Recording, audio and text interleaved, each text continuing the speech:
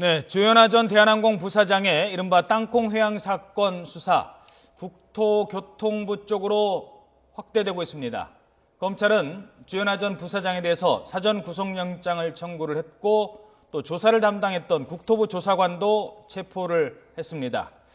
국토부는 조만간 특별감사 결과를 발표할 예정입니다. 자세한 얘기 나눠보도록 하겠습니다.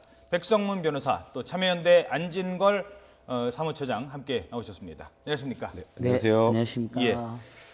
먼저 변호사님, 네. 구속영장 뭐 어떻게 발부가 될까요?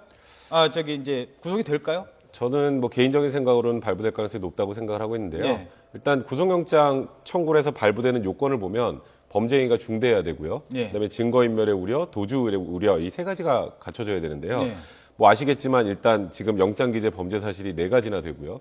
4가지 형도 뭐 10년 이하의 징역형, 뭐 5년 이하의 징역형 등을 합치면 이게 다 인정이 된다면 이론상 15년 이하의 징역형까지 나올 수 있는 중대한 범죄고요. 예. 또 증거인멸의 우려 같은 경우에는 뭐 조현아 부사장이 직접적으로 증거인멸 교사했다라는 부분은 이번에 영장 청구 기재 범죄 사실에 빠지긴 했지만 예. 대한항공의 여모 상무 등을 통해서 조직적으로 증거인멸 행위가 있었고 거기에 대한 보고를 받았다는 점은 명백하게 좀 밝혀진 사실이기 때문에 증거인멸의 우려라는 부분도 충분히 충족이 되고요. 그리고 통상 이렇게 높은 형량이 예상되는 경우에는 도주의 우려는 거의 자동적으로 인정이 됩니다.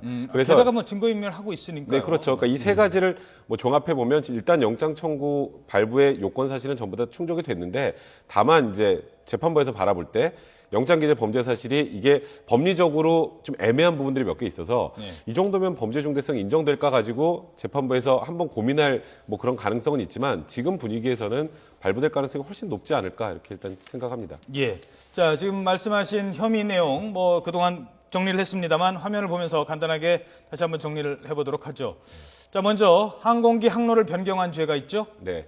일단 항공기 항로 변경죄는 국토부에서 유권 해석을 할 당시에는 이륙하기 전이기 때문에 항로 변경까지는 아니다. 그래서 저건 적용되지 않는다는 게 일단 국토부의 입장이었는데 예. 검찰에서 바라볼 때는 항공보안법에 보면 2조에 기내 사람들이 모두 탑승을 하고 문이 닫히는 순간부터 운항 중으로 본다라는 규정이 있어요. 그렇죠. 그러면 이게 이륙하기 전도 역시 운항 중으로 보는 거고 운항 중이라면 앞으로 나가야 할 것을 탑승구 쪽으로 돌렸다면 그거는 충분히 항로 변경죄가 된다라고 일단 검찰에서 생각을 한 거고요. 예. 그다음 폭행죄가 있고요. 예, 일단 저 부분도 맨 처음에 국토부 쪽에서는 이걸 과연 항공기 안전운행죄의 폭행죄로 볼 수 있을까? 왜냐하면 일반 형법의 폭행죄보다 이게 훨씬 형이 높거든요.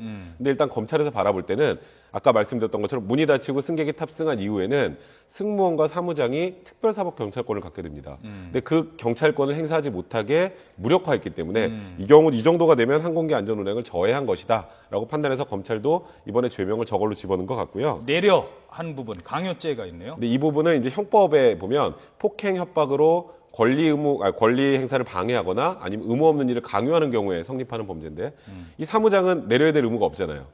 본인이 잘못을 그럼요. 했건 잘못하지 않았건 간에 내려서는 안 일단 되는 기내에 사람이죠. 있어야 되는 사람인데 네. 이 사람을 강제로 내리게 한 거기 때문에 이 부분은 형법상 강요죄가 거의 명백하게 성립할 수 있을 것 같고요.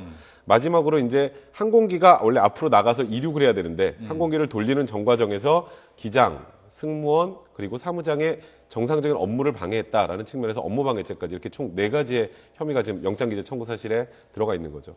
참여연대는 이번에 이제 네. 고발인을 하셨는데 예. 어떻게 지금 혐의 내용 어떻게 보십니까?